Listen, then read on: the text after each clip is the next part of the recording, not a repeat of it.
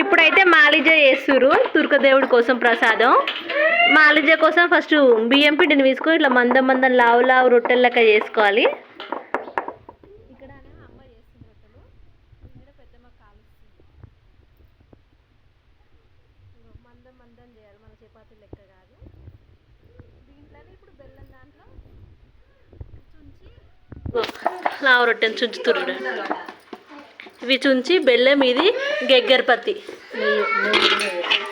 ఇంకో గెగ్గరపత్తి, నెయ్యి, ఈ ఆకులు వేసి ముద్దలు కట్టాలి.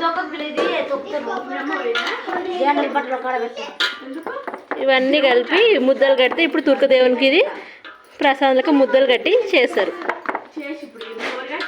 కందూరు కోసం అని ఇప్పుడు మాలజలు చేస్తారు. గెగ్గరపత్తి వేసి పిసకాలి, ముద్దలు కడతారంట, 11 ముద్దలు.